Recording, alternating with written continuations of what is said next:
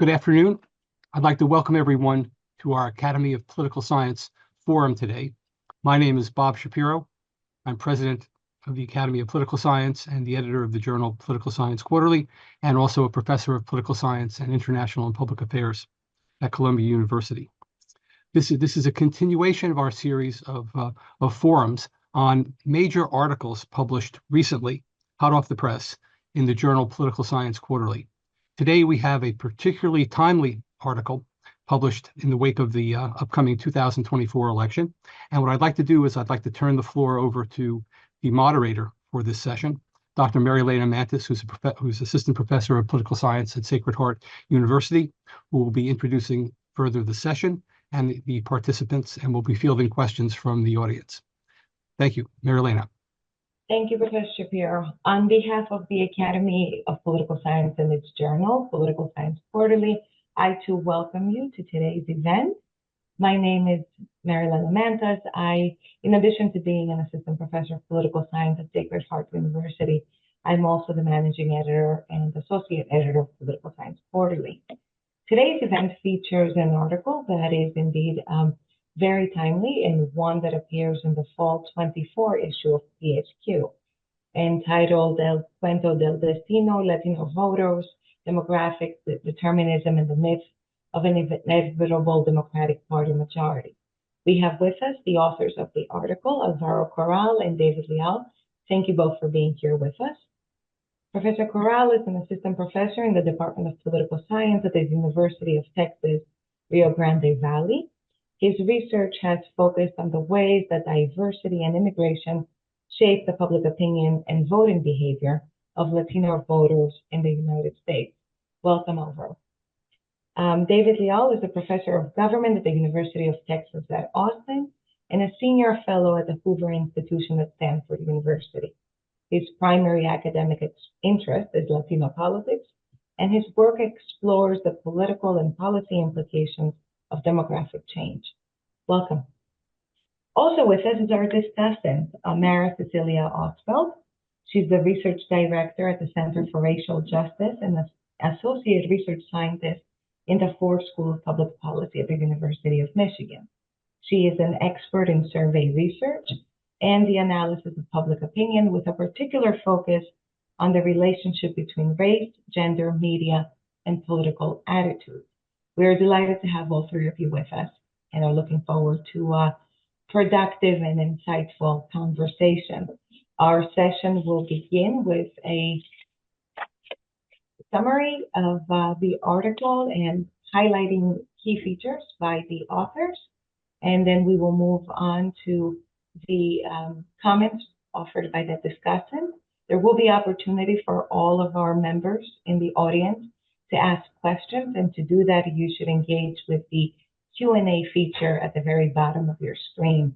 So at any moment, please feel free to put a question in there, and at the end, once our panelists have finished their presentations and their discussion, your questions will be addressed and answered. So thank you. We're eager to begin. The authors could start their presentation. Okay, thank you very much for the introduction. It's great to be here, and thank you for everyone who's joining us today at this webinar. So I want to start by just saying a few things about Rudy de la Garza, who was a professor at Columbia and was before that a professor at the University of Texas at Austin. The title of our paper, El Cuento del Destino, takes from his El Cuento de los Números and other Latino political myths. It's really too bad that many people have not experienced Rudy, because he was really such a creative truth seeker. And maybe that sounds a little corny to say that he was someone who was focused on the truth, but I think it really does capture his professional career. He was a myth buster. He was always trying to challenge the conventional wisdom. And for those people who never had the chance to see him present a paper or ask questions or, challenge like a careless statement or to doubt the conventional wisdom, you really miss something, because he was like an essential figure for a long time in Latino politics, not only as somebody who built the field, somebody who also created data through the Latino National Political Survey, and also someone who was in no way a partisan. He didn't have an ideological axe to grind. He was just interested in finding out what was was right, and that was his goal, and he went a long way in helping that goal, advancing that goal. So, we don't have him today, and we really do miss him in this kind of time of change and transition, and especially for Latino politics. But we do have his writing from the past, and I want to point out that he has in that kind of era there's a lot of really interesting work in edited volumes, and so you may or may not be able to see this, but this is a book that was published by the U.S. Mexico Center for U.S. Mexican Studies, and there are a whole variety of chapters written by Rudy and other people who were the founders of the Latino politics field that are in these volumes that I think we can really learn a lot from. They have a lot of implications for today. And so, having said that, let's sort of move on to the next slide here. And so, what we're interested in, and Rudy was certainly sort of challenging a couple of myths in this article. And one of the myths he wanted to challenge was about numbers. That numbers mattered. He thought that the political community was too focused on numbers, and he was also worried that within the community too, Latino activists were presenting themselves in ways that weren't exactly like true to the data, true to how he understood Latino politics, because he thought that they were very much trying to like portray a community that was like maybe like going to be powerful in the future, but also a little bit up for grabs, and trying to like try to get people to on both political parties to pay more attention to Latinos. And there's nothing wrong with that. He thought that those intentions were really good, but he thought in general the way that Latinos were being understood was problematic, especially the numbers aspect of this. And so now we might call this demographics as destiny, or demography as destiny. It's this idea that as the country inevitably becomes more diverse, that diversity is going to accrue to the advantage of the Democratic Party. And so demographic change isn't neutral. Demographic change is, in a sense, putting its thumb on the scale. We're in this era of tight party competition. Maybe we haven't seen anything quite like this since the late 1800s. A lot of people have been looking in politics for a critical election to maybe break the logjam and allow one party to win. We have Morris Fiorina's unstable majorities, that nobody can really consolidate a majority, whether it's 2000 or 2008 or other time periods. Even when people get a trifecta in Washington, they just can't keep it. The parties are going a little bit too far in trying to enact what they want when they have these majorities, and that creates more pushback against them. And a lot of other points in his work too, and people have thought, well, maybe, just maybe, demographic change will be able to create a critical election. Maybe it will be able to like break the logjam and allow one party, particularly the Democratic Party, to win. And a lot of people on the Democratic side have come to believe this over time. And actually, a lot of Republicans have too. It's just that Republicans fear it and Democrats welcome it. So we have this kind of idea out there that both parties have been believing in because they've seen data like this. There's been a lot of talk about a majority minority America. Whether you look at sort of total population, whether you look at the future children under the age of 18, you see these graphs that suggest a steady increase in the Latino population, but also in diversity more generally in the United States. Since a lot of these populations have been more Democratic than Republican voters over time, the idea, of course, is that this will just sort of slowly but surely. It doesn't have to be like one of those scary geological metaphors that people often use for population change, waves and tsunamis and earthquakes and all that kind of stuff. Maybe it can just be more like, as we say, plate tectonics, a slow but steady growth of the Latino and other electorates that over time steadily advantage the Democratic Party until one day the GOP wakes up and realizes that it's just uncompetitive on the national scale.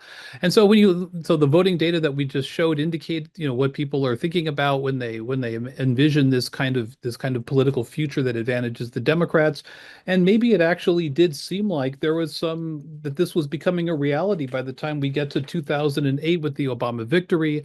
Maybe 2009 going into 2010 before the midterm elections, which of course weren't good for the Democrats. But you could imagine like a time period around the early Obama years in which people might think that maybe this has already happened. Maybe the California story, which is that you have like the state of California, which used to be a red state. Some of us can remember California being a purple state. The idea that demography, in particular immigrant and Latino population growth, would eventually translate into a more diversified electorate, and if Republicans didn't get on board in a very pro kind of democratic or pro immigrant way, that that these communities would react. And we saw this supposedly in California. we saw this kind of reaction. I think that there's been some research sense which suggests that the California story is a lot more complicated and that it really wasn't necessarily just uh, the Republicans sponsored these ballot initiatives, which then caused a lot of, Latinos to become Democrats or to mobilize and vote for the Democratic Party in a way that might not have happened anyway. I think there's been some suggestion that maybe a lot of the dynamics in California were probably going to happen, and maybe the GOP just, lost people it was going to pretty quickly lose anyway. So I think that we need to interrogate the California story and how much that is a kind of, pattern for what might happen in the rest of the country, because a lot of people have thought, so went California, so goes the nation. And I think people on both sides have thought that. But of course, it didn't necessarily work out that way, because in 2010, of course, the Republicans really came back in the midterm elections. And while Obama did win in 2012, and the Democrats were a key part of that coalition and moved toward the Democrats, one of the few groups that seemed to be growing in their support of Democratic presidential candidates. We get to 2012, and the Republicans are, of course, concerned about this. You have, the autopsy report, the famous self-reflective analysis about what actually happened. Why is it that, they couldn't really why not just why didn't they sort of win an election, but are we sort of like the Republican Party said, are we on a path to doom? Is there any way in which, anything that can be done? And so this is like a quote from the report, stuffy old men, as far as reputation and what could they do? Could they improve technology? Did they need to do new research? They made investments there. And part of this was also the idea that maybe the way to try to push back against this was through immigration reform, and that maybe comprehensive immigration reform was the magic issue that would appeal to a lot of Latinos who had been voting Democrat or were thinking about voting Democrat, that you could recreate a kind of Bush coalition that, the two Republicans who had done really well among Latinos, they didn't get to 50%, but Bush got close at, probably 40, maybe even low 40% range. In 2004, Ronald Reagan in 1984 at 35%, but none of them were able to continue that. And Alvaro will talk about this. They weren't able to continue that success, the party as a whole, into subsequent elections, midterm elections, and other presidential campaigns. So we're at this place now in politics where people have talked about uh, the Latino vote maybe moving a little Republican. And, those of us who remember the 80s or the early 2000s will know that, we've heard a little bit of this before. Alvaro and I think that something really different is happening, that the data are showing real big changes, and that it's not just 84 or 2004 all over again. And this is a statement here in New York Magazine. The modern GOP, the party of Nixon, Reagan, and both Bushes, is staring down its own demographic extinction. And so this is the kind of talk that we were seeing about a decade ago, that, it wasn't just a matter of, the party losing a few elections. It would just become completely irrelevant and disappear. And it would be in, decades and decades of Democratic victory, in a similar way that Walter Dean Burnham and other scholars had found after times of critical elections, which really represented, changes that were going on in the electorate. And, could this be a situation in which the Republicans were, really saying, for the foreseeable future in America, that would just be permanently changed in a progressive direction. But then came Trump, and in many ways, Democrats thought that Trump was going to be in some way their best campaigner. I think a lot of Democrats saw Trump's rhetoric about immigration and thought this is a winning issue for us. I think they thought that there would be unprecedented Latino mobilization in favor of Democrats or maybe against Trump, and that this would really help candidates Hillary Clinton in 2016 and maybe beyond. And maybe this would be a kind of consolidator for the Democratic Party. And they thought that maybe this would be, again, the California story is in people's minds, that background idea that, maybe if it's true that Pete Wilson and the Republican Party of California alienated Latinos and immigrants and caused them to mobilize and react in politics, maybe Trump was going to do something very similar in 2016. And the Democrats maybe even really didn't have to do anything. Maybe they just had to sit back and let this process play out. Of course, when you look at exit polls over the years, and exit polls aren't perfect, but they are a data point that we have for a long period of time, and they really are, I think, influential in how political actors in the real world understand political power and influence. when we look at exit polls over time, we certainly see that there is like an up and down, that there's not a single pattern we can look at and say Latinos are trending Democratic, Latinos are trending Republican. If we were to put the non-Latino white vote, superimpose this on here, the ups and downs would pretty much parallel that of this of the non-Latino white vote. They weren't at the same points, but they were going in sort of general directions. Up for Reagan, maybe down for H.W. Bush a little. Those kinds of patterns. We would see, and the most interesting here, of course, is what we've seen most recently with Mitt Romney. So in 2012, Mitt Romney was at 27, which was, for a Republican candidate on the low side, with a few exceptions here and there. I mean, how sure we are that Ford got 18 in 1976, I'm not really confident. I feel like the further back you go, the less we really know about, these data points. I don't even really know who's in the sample in 76. But in any case, we can obviously see, and this is part of the autopsy concern, that the Republicans had been on really a steady decline since the George W. Bush years. He was famous for compassionate conservatism. He was famous for having grown up partially in Texas, for having for talking about having a relationship with the Latino community that seemed to have been reciprocated to a degree. And so there was all this kind of talk about like, well, we've moved away from that kind of Bush model of outreach, and it's gone from 44 to 31 to 27, and is it going to just keep on going down even further? So when Trump won uh, and got maybe about the same as Romney, 27, 28, something around those lines, a lot of people were predicting in advance. You could see it in social media at the time that, who knows, maybe Trump would be down into like the teens, maybe he would get 20%, maybe he would just do terribly. And so when he probably did get about the same as Romney, first there was a lot of pushback against this, saying no, it can't possibly be true. And then over time, I think, the evidence has become much more clear that there's something going on here in the Latino community that is both open to Trump, open to Republicans, maybe open to the new populist spirit that we see within aspects of the party. And then when he increased his vote in 2020, despite losing, and this is a big change from the past, you have a losing Republican presidential candidate who increased to some considerable degree his support among the Latino community. So this is one of the reasons, along with the Republicans' continual improvements among Latinos in midterm elections, why we think that these patterns are different than what we have seen in the past. So now we're at a situation where we're at least at, a lot of Democrats have thought that the 2-to-1 ratio is kind of like, a Latino wall kind of ratio that it's probably not going to go below, or if it does, it won't go below that for long. But, if Trump really has been doing as well, and if the Republicans have been doing as well in midterm elections, as the exit polls suggest, maybe it's really gone below 2-to-1. Maybe it's really down to like 1.5-to-1 or something like that. So I think it's problematic, I think, for Democrats to just assume that, this will just probably inevitably rebound to some places where it's been before, because I don't think that's what we're seeing.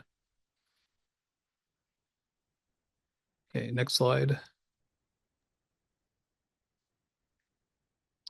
And so if we look at Latino partisanship through a variety of surveys, looking at the CMPS, the CCES, and the ANES, three of the standard surveys that political scientists in the REP field, race, ethnicity, and politics are using, and other fields are using it too, of course. What we really see over time, so we're comparing like in the first two sets, it's 16 to 20 for the CMPS, and then it's 16 to 20 for the CCES, now the CES, and the 2016 to 2020 ANES. And what we're seeing is some slow but steady increases across all surveys, decline in Democratic Party affiliation, increases in independent affiliation, and increases in Republican affiliation in most of these years. We're not seeing anything that you would consider necessarily like an earthquake or a landslide or a tsunami or anything, like I said, one of these scary geological metaphors. But we are seeing like, maybe slow and steady wins the race. Maybe a lot of dynamics in politics really are bit by bit. They're not dramatic, but they do aggregate over time, and they could be really meaningful in an era of close politics when we're talking about very tiny differences in the vote in like key battleground states and in many congressional elections. It's not just that the Latino vote is moving a little bit Republican, and it's that it's going to like that could really make a big difference over, longer periods of time, arguably from 2016 to 2024. It may be actually a fairly considerate difference, one that could make a difference even in some states. I know scholars have spent a lot of time trying to look for Latino effects in presidential elections, looking at battleground states and other states. Rudy and along with his project co-editor Louis DeCipio have spent a lot of time looking at that in the 80s and the 90s, not necessarily finding very many effects. It's kind of hard to assess influence. There's that old standard. Well, what if no Latinos voted? Kind of is standard, but that's a really highly abstract way of thinking about politics, and it really doesn't take into account how politics would be very different if there were no Latinos in America. So slow and steady maybe wins the race here. At least that's what is starting to become a little bit more of a of an argument within Republican and conservative circles. There's been a lot of conventional wisdom now about how Latinos are, tracking toward the GOP, and some of this is penetrating within conservative circles in the pages of National Review and other kinds of outlets. We're starting to see maybe a little bit of realization that maybe Ronald Reagan's old saying that Latinos are Republicans, they just don't know it yet, is possibly becoming true. How that plays out in the world of politics and policy is sort of to be determined, but at least the party is at this kind of early state of starting to realize that maybe these myths that we talked about earlier, maybe demography as destiny is not true. And if it isn't true, maybe that gives a lot of opportunity to the political parties just to go out and win. Because there's all this talk, of course, about voter suppression and other sorts of things. But maybe Republicans are starting to understand that like the best way to deal with demographic change is just to go win the votes, just go win them. Why worry about these other kinds of tactics or strategies when maybe there's an opening? And I think Republicans have seen it with religion, with Latino evangelicals, religious conservatives, and Alvaro and our articles, not just here but in Social Science Quarterly, also suggest that there's opportunities for the GOP to go win people based on generational status, men, working class voters, people who are concerned about the state of the economy as a key issue, and maybe even people who are, open to border enforcement. There's opportunities for the GOP to go out and win votes. Do you want me to pick it up from here, David? Go ahead. Thank you.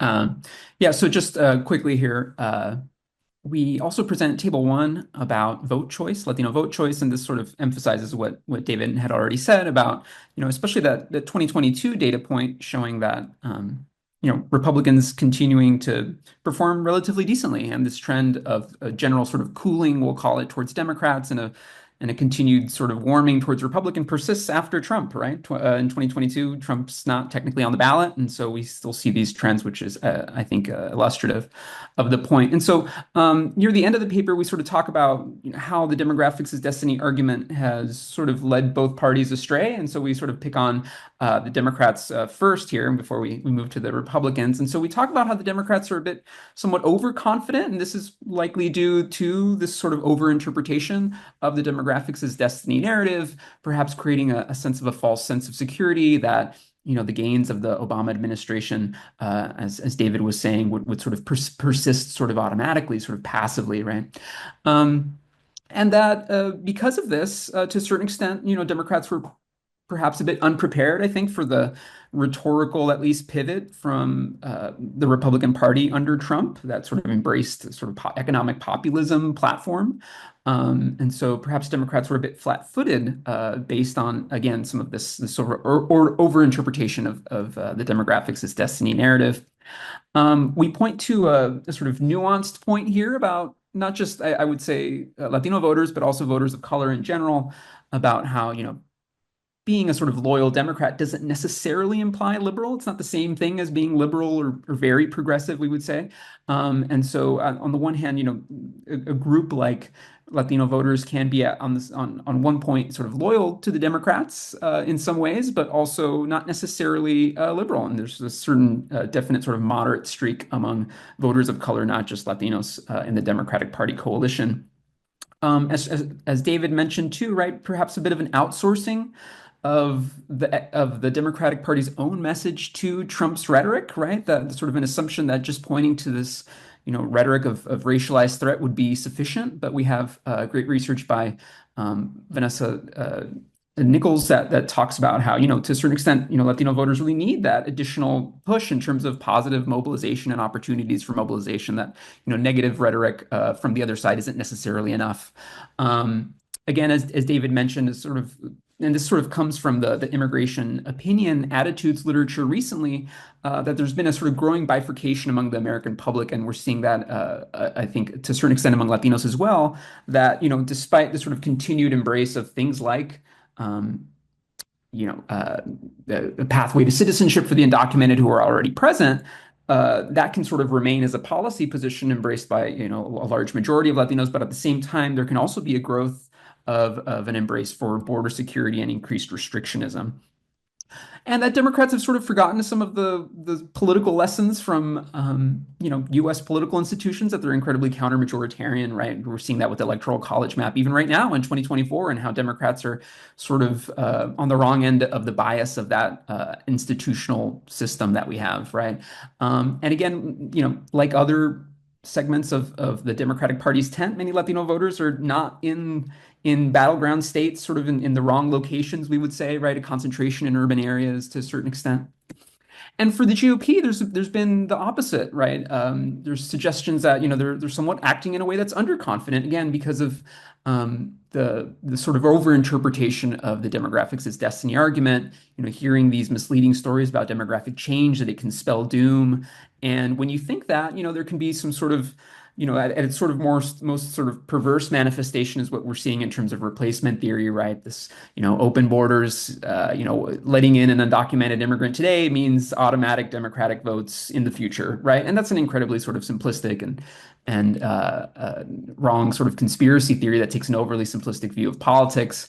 But nonetheless, right, if you sort of believe to the fully extent the sort of logic of the demographics as destiny argument, well then, to a certain extent, Republicans have come to see elections themselves as potentially not necessarily free and fair in the face of these demographic headwinds. And so with that, there's been a sort of move towards embracing a doubling down of potentially white voters and messages that will resonate with them, instead of thinking more broadly about how to expand their base to embrace diversity. And there's suggestions that we bring up in the paper about these voter suppression tactics potentially being not, very much being a suboptimal strategy, that they may very well be suppressing their own votes and sort of hurting themselves sort of needlessly in adopting some of these tactics that are sort of short-sighted. And there could be a sort of smart focus here on other areas where they are perhaps doing a bit better, right? Focusing on religion among the growing sort of population among Latinos, of Latino evangelicals, Latino working class voters, those of later generations that are sort of removed from the immigrant experience, and those sort of open to economic messaging. And of course, there's been more discussion about strength, not just among Latino men, but also men of color more broadly. So there are places where they could sort of move to sort of better their messages, right? Where they are, sort of doing somewhat better. And so conclusion.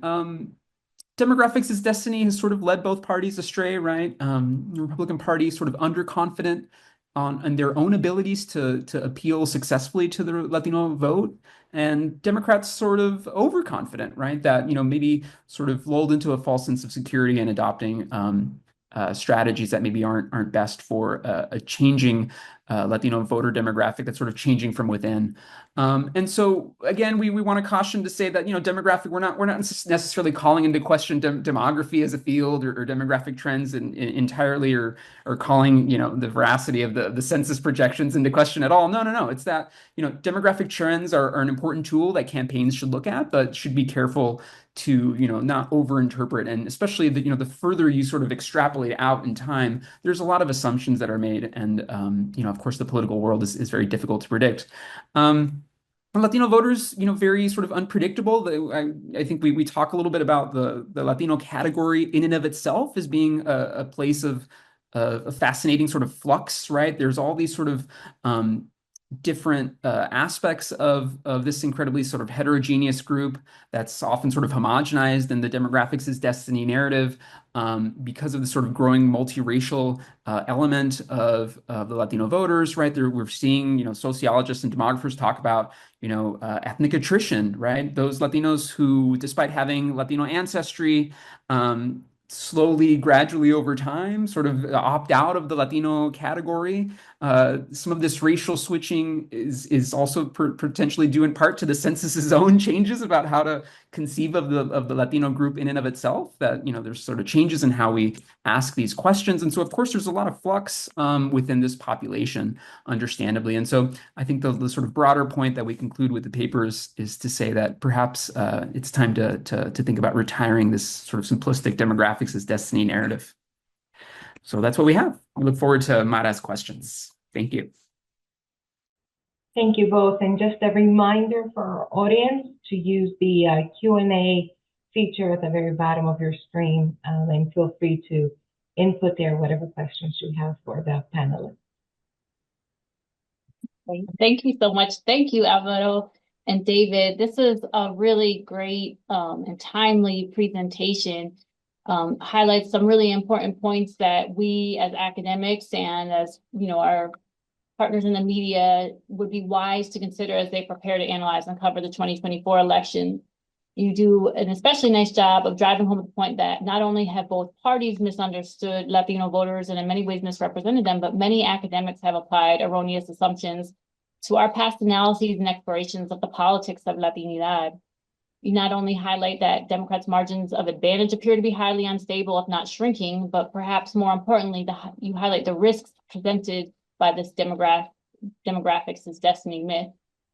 And I just want to acknowledge that this is not a popular or, to be honest, desirable view for many of us. And so I really applaud you for taking this on and forcing a reconsideration of how we engage research on Latino political behavior and opinion.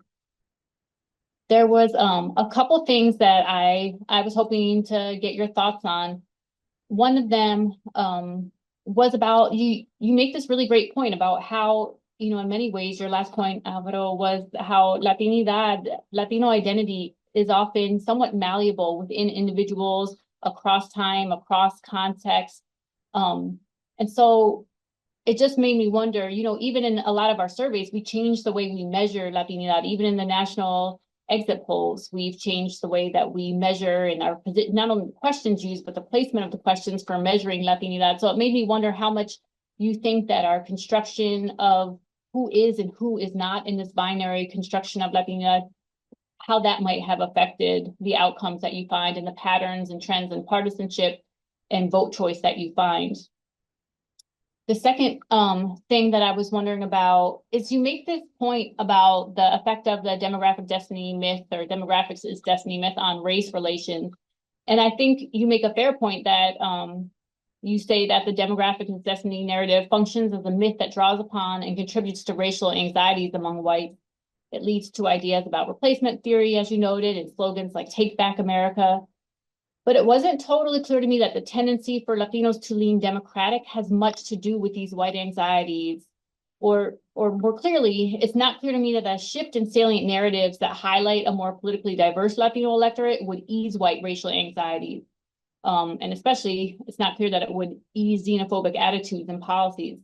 If this anxiety was driven by Latino partisanship and not just population growth, then we might have expected xenophobia and some xenophobic policies to be lower in places like Florida, where there are a lot of Latino conservatives, including Enrique Tarrio, the head of the Proud Boys.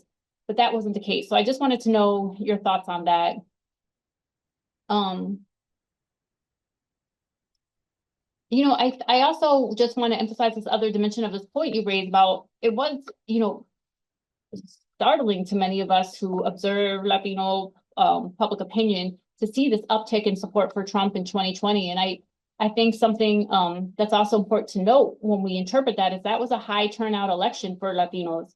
And so it just made me wonder your thoughts on how shifts in turnout might be playing into or changing the composition of Latino vote choice. Often campaigns, when they do outreach to Latino voters, they do stuff that really relies heavily on appeals to their conceptualization of Latino identity, and perhaps that's mobilizing a biased subset of the electorate, or in some ways shaping how people choose to participate by priming a certain notion of Latinidad.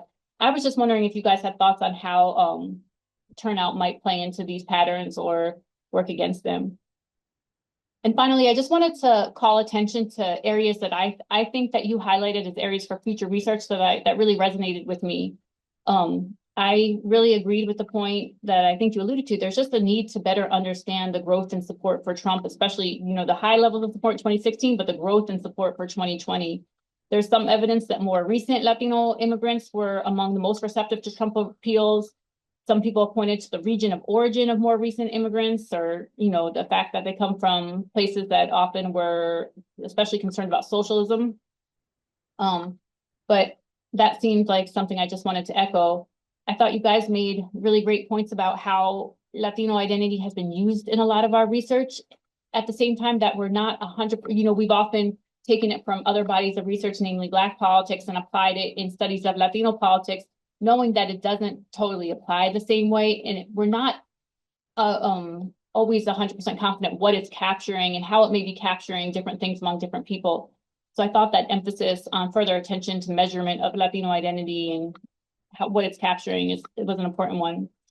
And the last thing I'll say is that I thought you made a really great point about, we've seen these shifts in Latino vote choice. And we could think about it like maybe this is a trend. Maybe this, there's going to be a growing, amount of support among Latinos for conservative or Republican candidates. Or maybe this is just part of the ebbs and flows that you highlighted in your graph. Maybe this is really not something remarkable, but just kind of more of the same in terms of like, just waves of slightly more support for conservative and slightly less support. And I think that as people embark on studying this, it's important to consider how it could be either one of those two things, just another point in an upward trajectory in support for conservative candidates, or a peak that may be followed by a decline. But I welcome your thoughts and your reactions to any of that. And thank you again. It was just a really great project and presentation. So thanks for doing this work.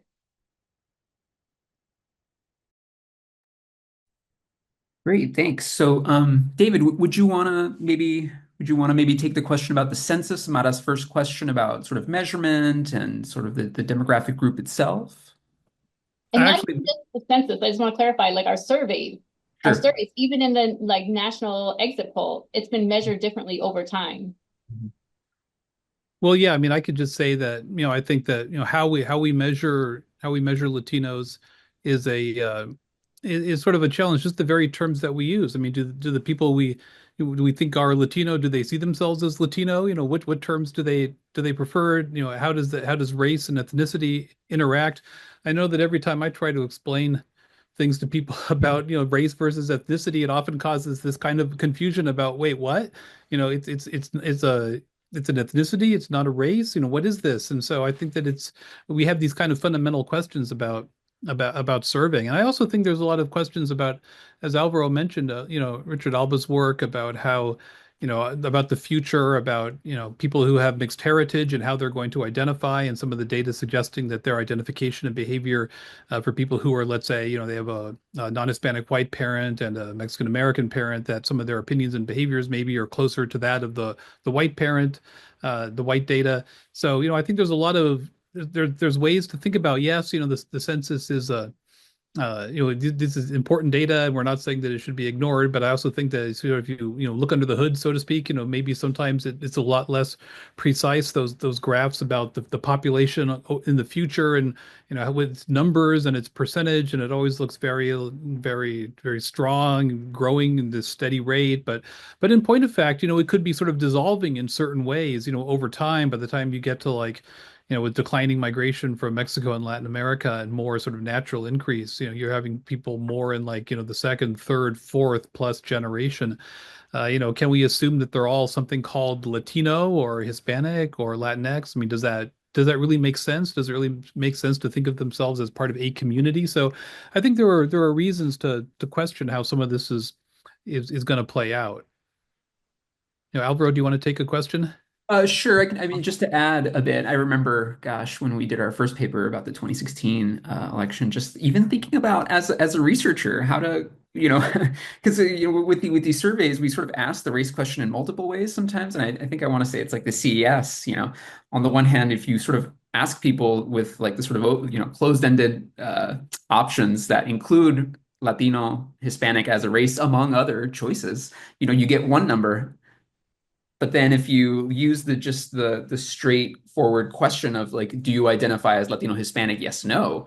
Well, then that's a larger group because then people who maybe identified racially differently in the question where they had more options didn't choose Latino Hispanic, but then in the just one-off Latino Hispanic yes no question they say yes, and then the pool sort of grows, and so you literally have this choice to make as a researcher, like, well, what's our N, right? And so I think that speaks to an interesting, again, the sort of the difficulty of sort of grasping this concept, right? And I sort of tell my students, right, that in week one of Latino politics, that I think it's like the Pew Research Center, the sort of takeaway of this is like, well, who's Latino? Well, whoever says they are at any given time, right? And so it is one of these categories that folks opt into, right? And so I think that necessarily complicates things. To take the next question about racial anxieties and the point that we made there, I mean, I think that I think we sort of made that point a little bit more, geared towards I would say Republican Party sort of elites and activists and officials, people who hold sway in the party, because I mean, I think the sort of onus on sort of like the sort of strategy that one adopts, right, is a place where the GOP leadership could take more leadership here, right? Because I mean, there's a choice to make. Are we gonna, play upon people's racial anxieties around demographics and a changing America or not, right? I mean, there's sort of a fork in the road for Republicans, I think, like that one leads to the continuation of, calling into question. We're seeing this, I think, this sort of merger of calling into question the integrity of our elections mixed with and intermingling with anti-immigrant fears, right? And so this has become a similar, this sort of same pot that's sort of including all these ideas, these constellation of ideas that bring in elections, that bring in integrity, that bring in immigration, that bring in immigration fears, right? And so that, I mean, that comes from somewhere. And I think that, the other option for the Republican Party is to just, sort of double down on their potential strengths, which is to say that, like, well, what if we just try embracing diversity and sort of magnifying our areas of strength, right? I think there really was a moment when the Republican Party, especially like we sort of pinpoint the 2013 era, when it's after the autopsy's been published, and then all of a sudden there's a bit of an actual bipartisan effort to maybe get something done on immigration, and you have the sort of gang of whatever number it was, including Marco Rubio and folks that sort of were about as serious as they have been about doing this, and so there's an alternative universe where Republicans just sort of continue to go down that road, right? And so, yeah, I think that's our sort of potential point there. Yeah. And if I can pick up on the point about the future, maybe it is, maybe 20, 30 years from now, we're going to look at these charts and maybe it'll just be part of the ebb and flow. Maybe we'll say, well, there are some candidates who did better among Latinos and then they did worse. Maybe other candidates did worse. And so maybe we're not seeing like a slow and steady increase. Maybe we're just saying a high point that is kind of like, that will bracket along with Reagan and Bush. But I also have a feeling that there might be something sort of new that's happening because I think in a lot of places that have high Latino populations, there hasn't really been a lot of party competition. And, I think that in order to really understand these dynamics, I'm thinking about the work of Paru Shah and I think it's Eric Ginke about candidates and how you need to have candidates in order to really have like elections and in order to have real genuine contestation. And I think in a lot of these areas, the Republican Party hasn't really contested in many ways and many times, maybe because of this underconfidence. You don't have like a strong, vigorous, challenged campaign in a lot of areas. And I think that we're getting a lot more of that now. Republicans are thinking if we can win, then maybe we should nominate good candidates, encourage good candidates. Maybe there should be investment. A lot of the criticism of the Democratic Party over time is that it really didn't do a lot for Latino outreach because it didn't think that Latinos turned out at high rates, and so it created this vicious circle of not investing in outreach. And and maybe Republicans haven't been investing in all places either because they haven't thought that they could really win. But now that they're beginning to think that maybe they can win, and they're seeing evidence of winning in some places, like Alvaro can tell us about the Valley in South Texas. Maybe they're going to start putting more effort, and maybe some of this catches on at the grassroots, and so you have more activists who get involved. You have more money donated, money comes in, and you start to get this dynamic whereby the competition starts to bring out the Latino vote in a way that maybe reflects maybe more what it is. Like if we think that Latinos maybe aren't naturally liberal or progressive, maybe some, but maybe not most. If we think of many of them as socially conservative, if we think of many of them as like maybe more New Deal voters, than sort of like progressive left voters, then maybe we have to look to the past at how other communities that look like this a century ago, Italian immigrant communities, how did Polish Americans, how did these groups go from being like Irish Americans, from being like overwhelmingly Democratic to being like 50-50 to being like somewhat more Republican than Democrat over this long period of time. And I have this feeling like maybe it's a little bit like when you get like a thread that comes loose and then it just runs. I have a feeling that there almost could be something like this, whereby once you start getting a real genuine competitive dynamic going on in Latino grassroots, you might end up actually seeing Republicans doing a lot steadily better rather than falling back like after Reagan and Bush. Yeah, our just to highlight, I didn't get to this, but there is a slide I have of like just the sort of sheer absolute number of votes in the Rio Grande Valley's two largest counties. And you see a sort of what you'll see in that graph is that, the rising I mean, this is an area of population growth, and so we would expect, with every 4 years, more absolute number of votes. And so you do see that, more Democratic votes in the order of a couple thousand. But you're seeing a sort of doubling of the number of absolute votes for Republicans from something like, gosh, barely 30,000 in one of these counties to close to 50,000, right? So paling in comparison to sort of the percentage increase compared to the Democrats. And so what's happened here? Well, there's been an investment. There's been a sense that there is competition out here. There's been stronger candidates, potentially, that are Latino as well and can resonate in a way that, the Republican Party hasn't necessarily thought to do so or invested in the past. And so sure enough, we're seeing, rising competition. And I think that's just generally a good thing, right? I mean, in an area, especially like in Texas, gosh, we're 50th in voter turnout. And then you look at the Rio Grande Valley, which is the lowest voter turnout in the lowest voter turnout state. So it's really headquarters of the prime place for mobilization. And I think it is a sort of open question. And we're seeing this with the broader population too, right? I mean, this is why, pollsters have struggled to really capture Trump's level of support in these sort of non-urban areas where people are making assumptions about the preferences of non-voters when then non-voters show up to the polls and all of a sudden it looks a little bit different in terms of their levels of support. So yeah. If I could say a couple things about the question of what should political science research look like at this moment, and maybe even in past moments, what should it have looked like over time to maybe prepare us to better understand what's happening now.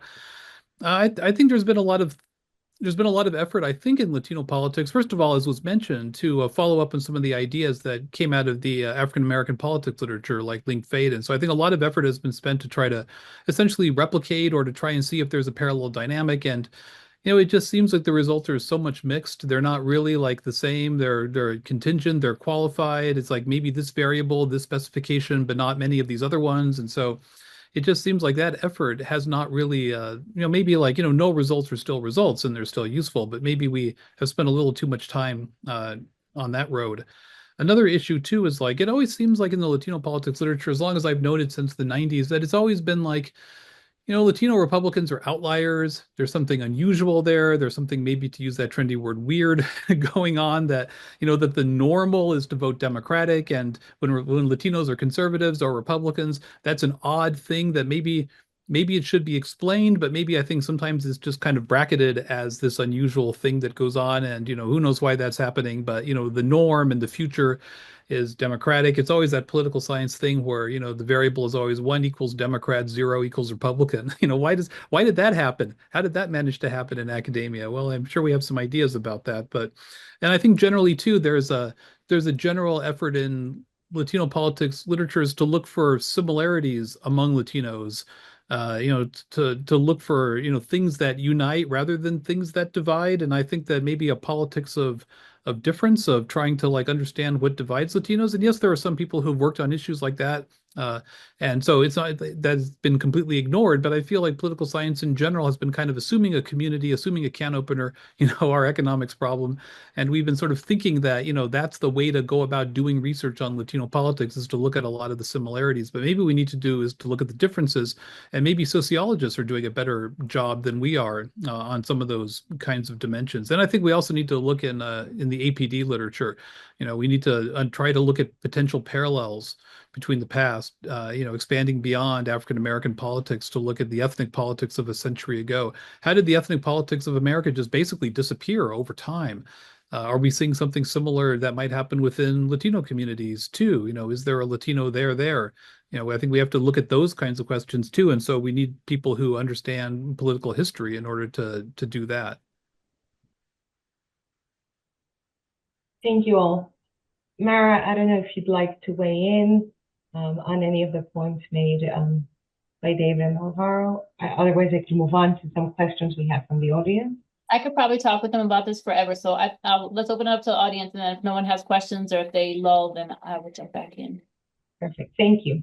So let's begin with this question. Where do you place the continuing experiences of Latinos from the Americas and Mexico, for example, in your analysis, such as autocratic tendencies in Latino countries?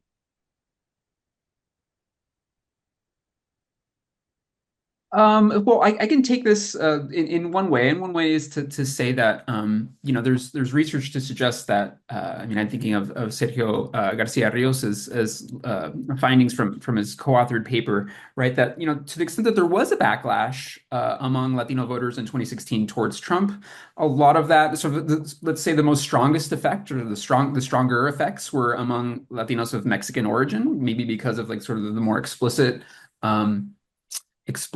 calling out of and sort of rhetoric from Trump in 2015 and 2016 geared towards Mexico, and so to a certain extent that's something that differentiated the group a little bit, right? We're seeing some of these effects around ethnic ties, but then also I guess sort of getting into the sort of this, I think it's at the sort of diversification of the Latino group over the last couple of decades, right? We've seen declining Mexican immigration to the U.S. and rising immigration from other countries, other Latin American countries, beyond what Latino politics literature has called the big three of the biggest groups for so long, right? Mexican Americans, Puerto Ricans, and Cubans. And so we're seeing the rise of South American immigrants, Central American immigrants who come with all of their sort of complicated histories that are very distinct from one another. And to the extent that those that arrive here are doing so based on sort of, asking for asylum because of issues going on in the home country, right? I mean, there's been this sort of increase in, how can, the Democratic or especially Republican Party sort of appeal to these new voters, these new sort of exile communities who have very strong beliefs around socialism, right? And so I think we've definitely saw that more so in I think the appeals, and that was one of the sort of strategies that I saw at least rhetorically and in appeals from the Republican Party in 2020. I'm not sure to what extent I've sort of been seeing that still continue into 2024, but I think that may be sort of going on at sort of micro targeted level and sort of within these communities. And I know that, my sense is that Democrats have sort of woken up to this, right? I know that, a lot of this concern emerged about like, misinformation in social networks among Latino communities. And one of the big sort of changes from the Democrats has been that the Harris Walls campaign is now on WhatsApp and they have a channel, and the campaign has sort of said that, we're doing this as a way to sort of combat misinformation in sort of immigrant communities, not just the Latino community. And so I think there's been an attention to that. But yeah, I think that's been one of the more interesting developments that's sort of new and sort of emerging. And again, that's because of the sort of internal diversification that's going on within the Latino group. It also reminds me too of like Tomas Jimenez's work on ethnic replenishment and assimilation and acculturation, and I think that's kind of like a topic that maybe a lot of scholars haven't wanted to get into in political science. Assimilation, acculturation, those seem like things that scholars have kind of avoided in certain ways, and but with declining migration from Mexico and Latin America, at least for most of it, you're going to end up with like, that decreasing replenishment. You're going to probably have a dynamic that increases acculturation, assimilation over time. And, if Latinos are moving to the mainstream, because on the one hand, we have a lot of sociological literature talking about the success in Latino acculturation, whether we're looking at jobs or income or a whole variety of, there are factors like intermarriage that have been classically seen as a marker of assimilation. And so on the one hand, a lot of academics have wanted to talk about, the success of immigrants in America today to moving into the mainstream. But political science hasn't really been talking about the political implications of all that. It's almost as if political scientists want to say, hey, that's great that people are moving to the mainstream, but yet we still think they're going to be Democrats forever. And that's kind of problematic because these two things aren't really sort of matching.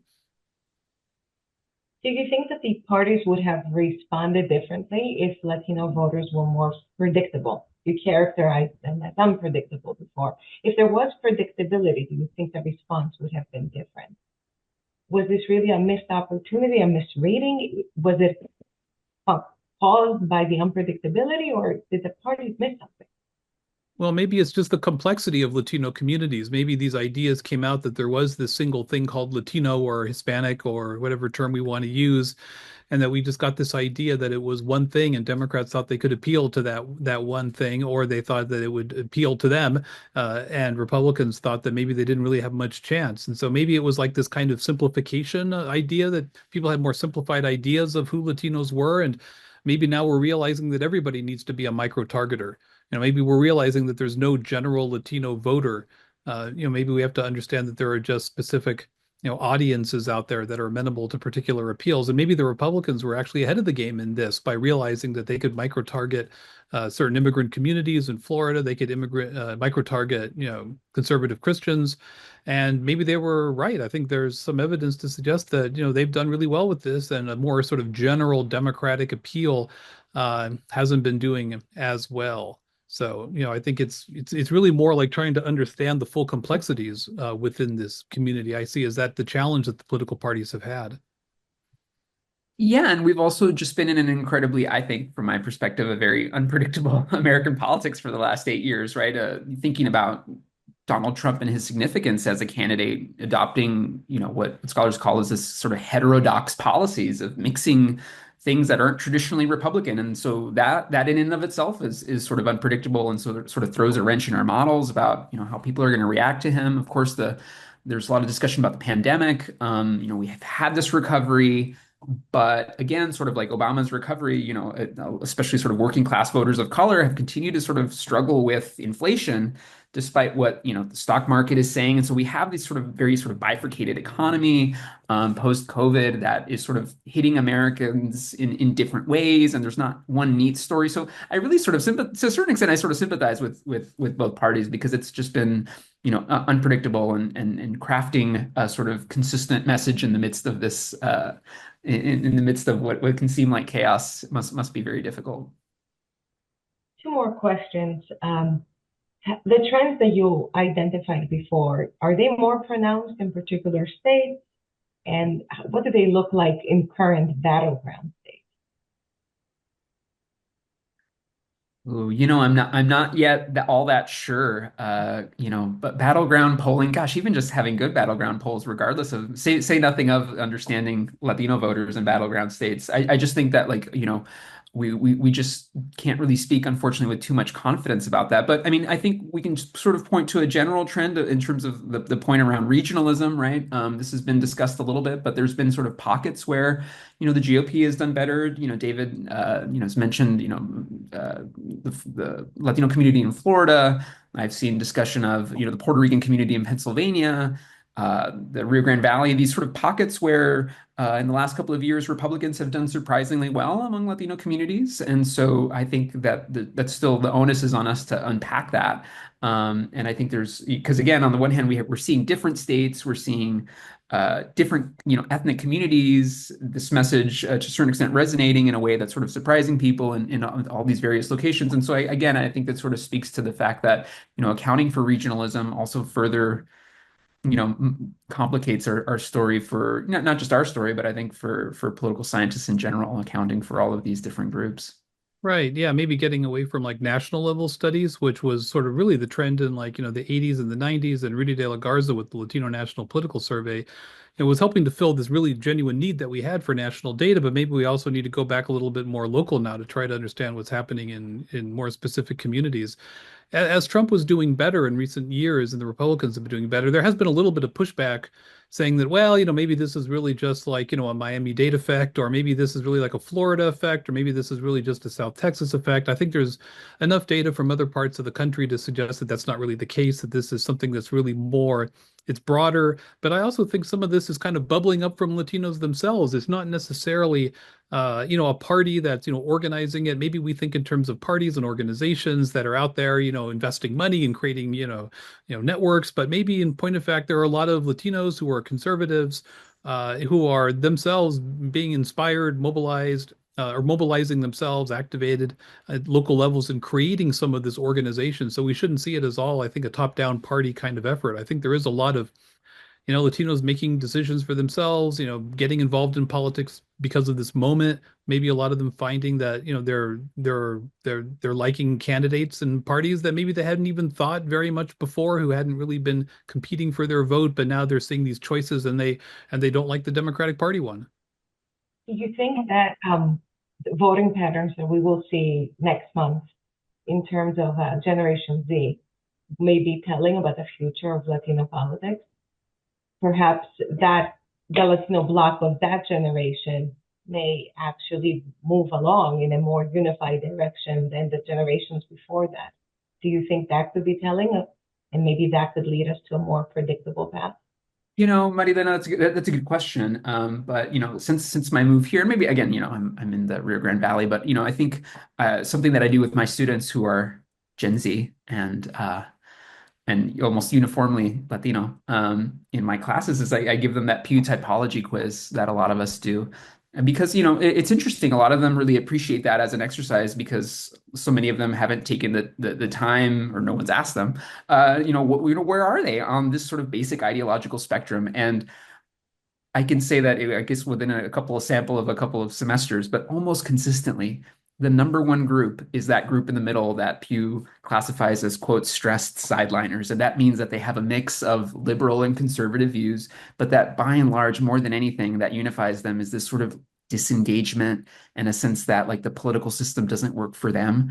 And so again, you would think that, well, this is Gen Z, these are Latinos, surely they're all going to be on the progressive side of things. And that's not the case, sort of consistently since for the last 2 or 3 academic years that I've been here. And so I think that's sort of troubling in the sense that, again, as a political scientist, we don't like to see, disengaged and untrustworthiness of the political system. That's sort of the moment that we're living in. And I think that, again, Gen Z could very well surprise people, despite having, socially liberal, policy stances on the climate and on gender that very much are in a certain direction, economically, and their views towards government may be somewhat surprising. Thank you. Thank you all. We're going to reach the end of our session. I want to thank each and every one of you for being here with us today. I think this is the beginning of a very long conversation. I hope that we may have a chance to regroup at some point and continue this conversation. But I thank you for an article that we are very pleased to have in our journal. And I thank you all for a productive and insightful discussion. Thank you, Mara. Especially appreciate your, to our hosts for the forum, but then Mara for reading and engaging with and bringing your great questions. Really appreciate it. Thank you. Thank you. Thank you. Thank you, everyone.